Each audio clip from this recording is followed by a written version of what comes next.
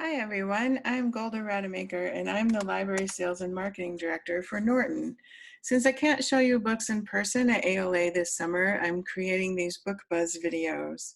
This one is all about our recent fiction and poetry, and I have separate videos for nonfiction and for kids and teen books. You can find me on Twitter and Instagram at WW Library. We have a lot of digital review copies on Edelweiss and NetGalley. I'm putting links to our newsletter sign up and to our catalogs and resources in the description for the video, and you're welcome to email me if you have any questions. I hope you're all doing as well as you can be, and thank you for taking the time to listen to me talk about books. Library Reads is a nationwide staff picks list that is selected by public library staff each month. Anyone who works for a public library can vote for titles, and their recommended book might make it onto the monthly list. You vote in advance, so for example, the votes for books that are being published in September are due by August 1st. Library Reads has full explanations and instructions on their website at libraryreads.org. Another new place to find out about new and forthcoming books is on the Alma Book Buzz channel. A group of publishers teamed up to produce a series of videos. Each video has 3 or 4 different publishers talking about one book each, so they're not too long and you get a lot of variety. We will have videos posted each Tuesday through July, and then we'll take a break. And now for the books. I'm starting with Norton and our imprint Liveright.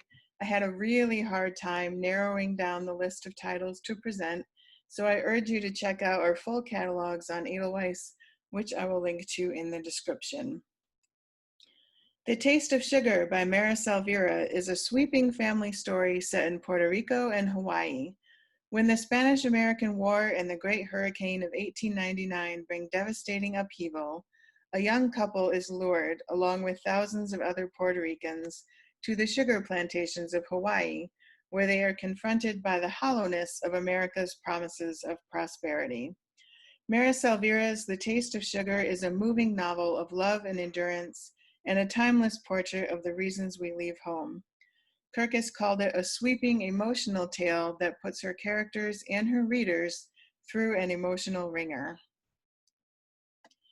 When the Light of the World Was Subdued, Our Songs Came Through is a new anthology of Native Nations poetry edited by our current Poet Laureate, Joy Harjo. The book includes 164 poets representing 91 nations.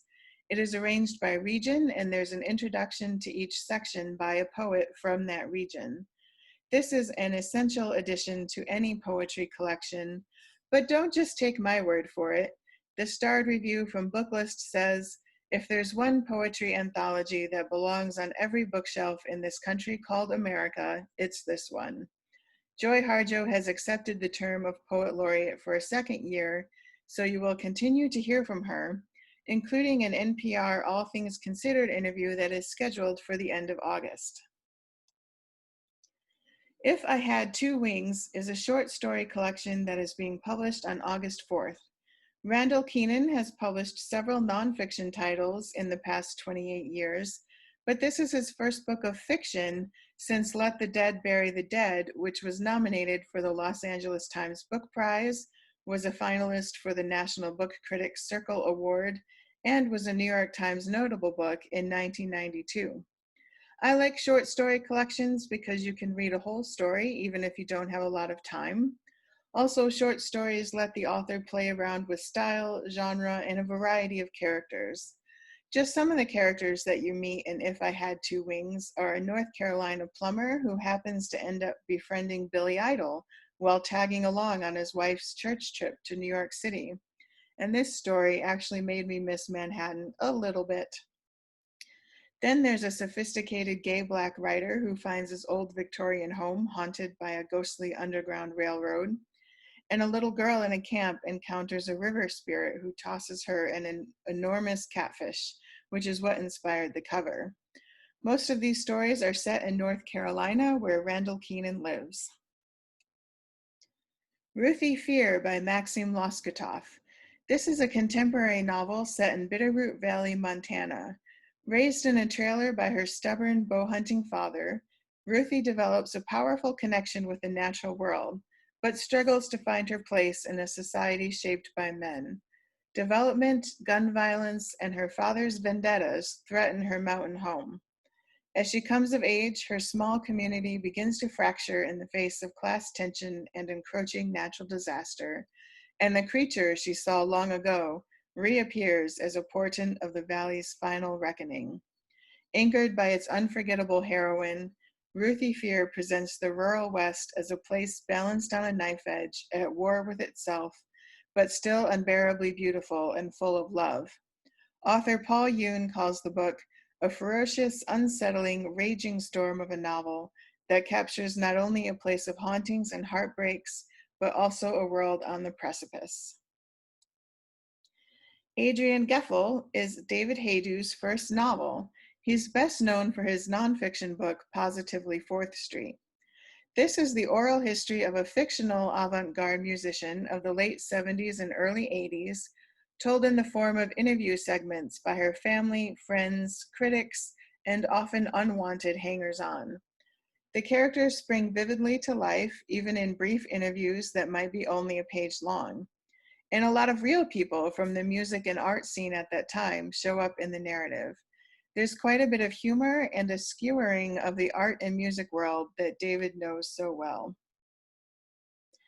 The Blind Light by Stuart Evers is a big, sprawling novel focusing on one British family through the decades of the Cold War, almost all the way to the present day.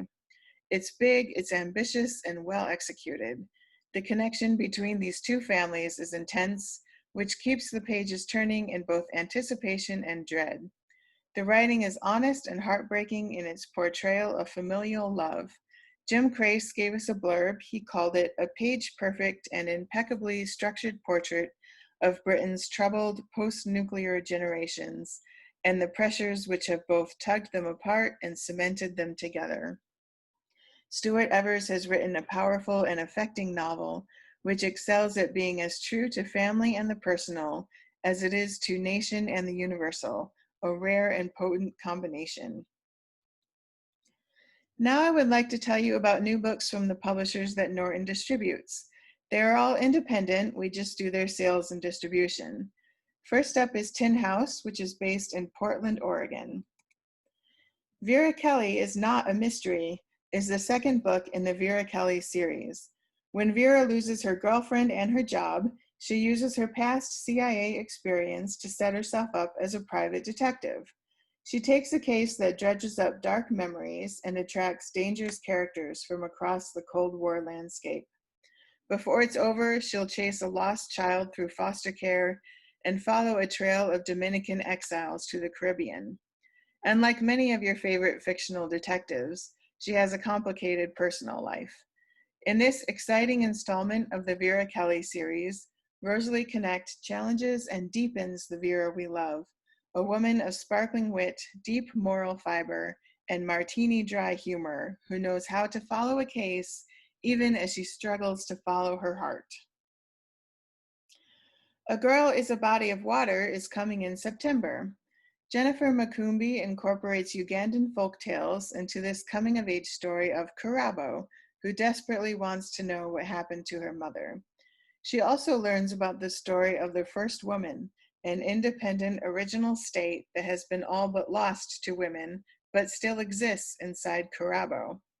Her journey to reconcile her rebellious origins, alongside her desire to reconnect with her mother and to honor her family's expectations, is rich in the folklore of Uganda and an arresting exploration of what it means to be a modern girl in a world that seems determined to silence women. Rebecca Vanuk, the director of Library Reads, interviewed Jennifer as part of our virtual Book Expo author events, and they had a fascinating conversation. And I'll link to the video in the description so that you can watch it. Bright and Dangerous Objects by Annalise McIntosh. Commercial deep-sea diver Solveig has a secret. She wants to be one of the first human beings to colonize Mars, and she's one of 100 people shortlisted by the Mars Project to do just that. But to fulfill her ambition, she'll have to leave behind everything she's ever known for the rest of her life. As the prospect of heading to space becomes more real, 37-year-old Solveig is forced to define who she really is. Will she come clean to James, her partner, about her plans? Or will she turn her back on the project and commit her to her life on Earth and a baby with James? This book looks at the choices a woman has to make between her dreams and obligation, and what happens when a person has conflicting dreams or goals. The Butcher's Blessing is a novel set in Ireland about families and farmers, about mythic rituals and mad cows, about the stories we leave behind and the ones we cling to no matter the cost.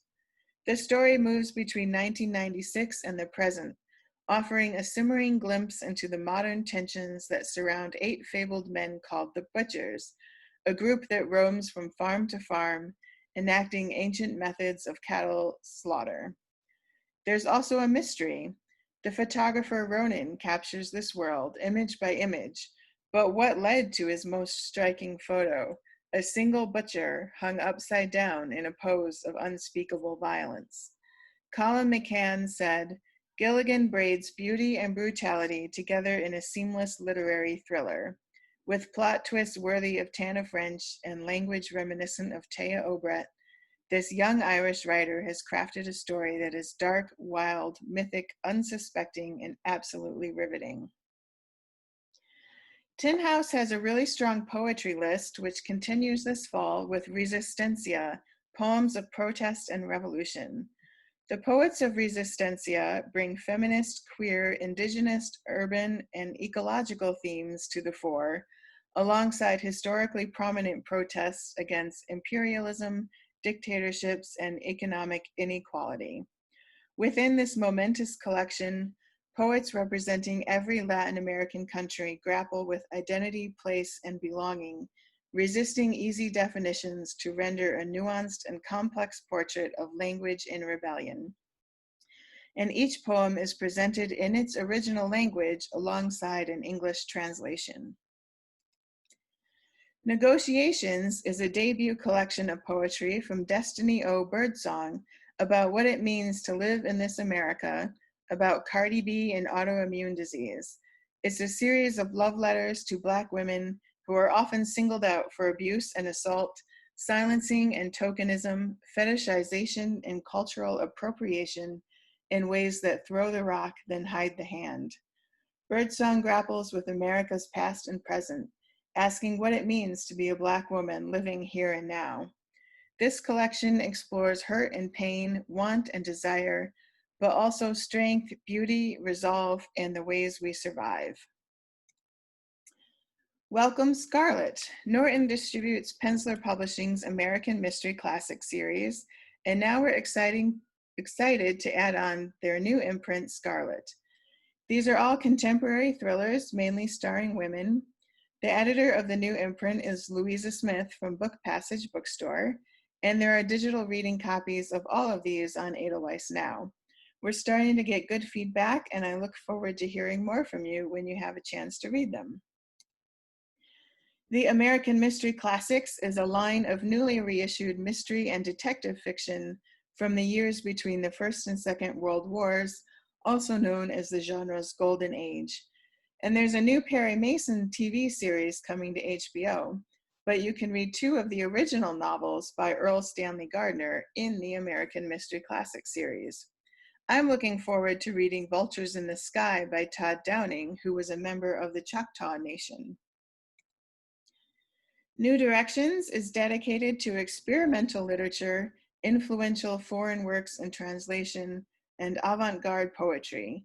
Their books have won many awards, including the most recent National Book Award for Literature in Translation.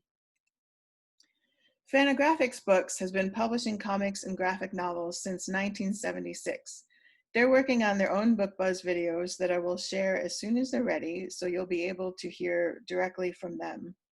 I would also suggest signing up for their YouTube channel so you'll be notified when the new videos are posted. But I do want to point out one of their lead titles here. In July, Fantagraphics is publishing The Cloven, which is the first graphic novel by Garth Stein, who wrote The Art of Racing in the Rain. The art is by Matthew Southworth, who was the co-creator of Stumptown. This is the first book in a 3-book series, and Garth Stein was a panelist at the Library Journal Day of Dialogue. You can still watch those archived videos until the end of August in case you missed it. Garth Stein and Matthew Southworth are working to put together some virtual events this summer, so keep an eye out for that. Persea publishes fiction, poetry, and essays, as well as revived classics, translations, and multicultural anthologies for the general and educational markets. And Pushcart Press publishes the winners of the Pushcart Prize in their anthology every year, along with books of fiction, poetry, memoir, and essays. Norton has kids' books. Yes, we started a Norton Young Readers imprint last year, and we also distribute kids' books from Tilbury House, Thames and Hudson, Abbeville, and some of our other clients. I mentioned at the beginning that I did a separate Book Buzz video talking about books for children and teens. So this is another reminder to check that out, or please share it with your youth services colleagues. So that was a lot of books, but I didn't even cover all of our titles. So I'm putting links to our catalogs and to my other Book Buzz videos in the notes so you can see more information about each title. And again, we have digital review copies available to request for librarians, booksellers, and teachers at Edelweiss and NetGalley. And you're welcome to email me if you have any questions. Thank you again for listening. And I also want to say a sincere thank you for all of the work that you have been doing while the physical spaces have been closed. I've seen you ramping up your virtual events and figuring out new services for your library users. It's been really amazing to see the creativity and hard work, and we appreciate you so much. Thank you again for listening, and goodbye for now.